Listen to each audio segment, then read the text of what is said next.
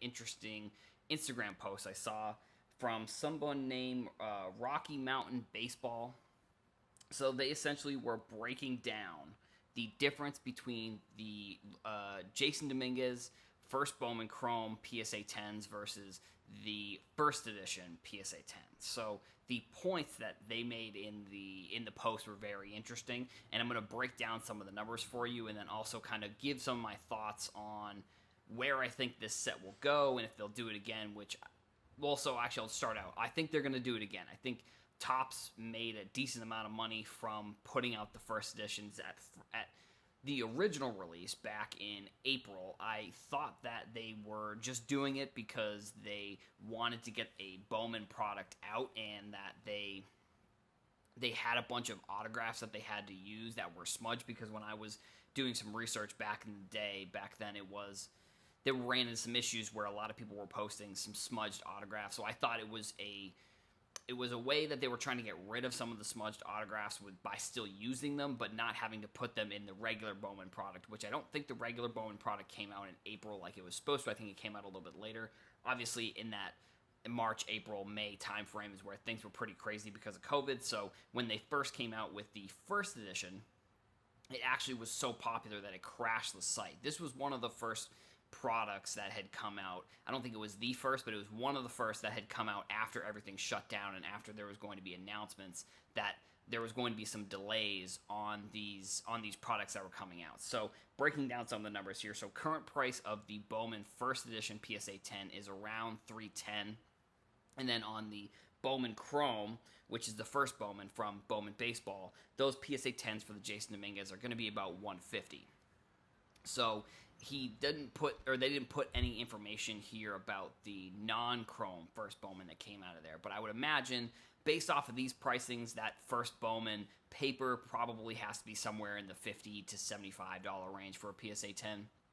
So the pop reports on here, the first edition has 544 PSA 10s, and then the Bowman Chrome has 2,143. So the gem rate, first edition, has 75, and the Bowman Chrome first Bowman has a 58% gem rate. So I'll start from that last number that I just talked about with the gem rate. So I think it probably has a lot to do with the fact that there was probably just obviously less of the first editions that were produced, so that's why you're seeing. So it's less of the first editions were released, and then there was also the issue with some of the Chrome cards. Obviously, you can see scratches pretty easily. I'm imagining with the paper cards, it's not as easy to see the scratches, so that's why I would have to assume that the gem rate is down a little bit. And the one point that I thought was very interesting that they brought up in this post was acquisition costs. So if you look at how you can get the first edition versus how you can get the Bowman Chrome, there are a bunch of different ways that you can get the Bowman Chrome. You can get it from a blaster, you could get it from a hobby box, you could get it from, I think they had gravity packs. I mean, obviously you probably can't find them anywhere on the shelves because it was such a popular product that I'm sure as soon as it was sold, people probably bought a very significant portion of that. But if you look at that compared to how you can get a Jasson Dominguez out of the first edition, they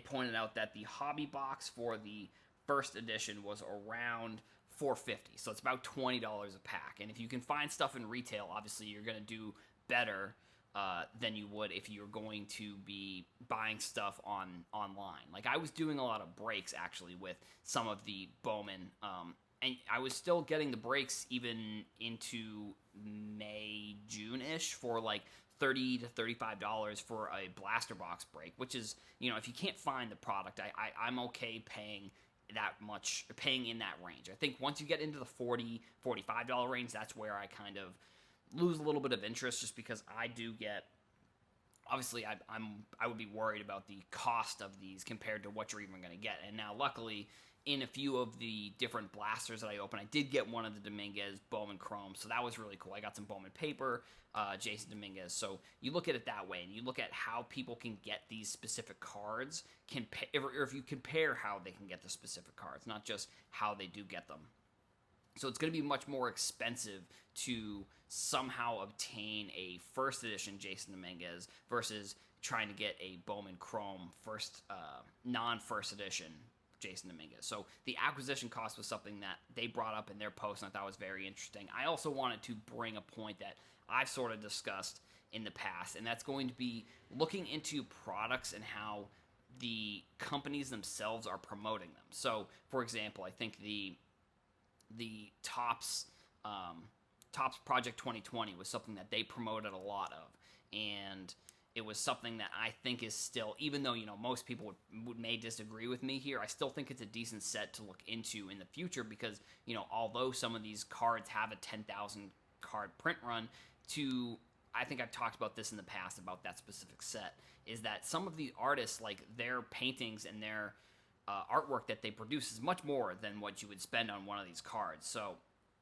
I think there's going to be fans of these artists if they continue to grow and continue to expand their businesses, that they're going to want to get that piece of art, even if it's a baseball card, even though there's 10,000 of them, because yeah, sure, there's not going to be 10,000, maybe 9,000 prints or posters or paintings from these artists, but it is a way that you can get it at a little bit of a cheaper cost. So if you look at how these companies are promoting the products, I think that is another avenue that you should be looking into to see what products the company thinks are important, because the companies ultimately are the ones making the cards. So if they just decide that Optic, for whatever reason, I don't think Panini would ever do this, but if they were just to decide that Optic, they're no longer going to make Optic anymore, or they're only going to include Optic and Chronicles, that's going to be a huge deal, and that's going to affect the market. Now, that's obviously an extreme example, but it's just an example that if you look at these products and you look at what the companies are promoting, that's kind of one of the things that I look into when I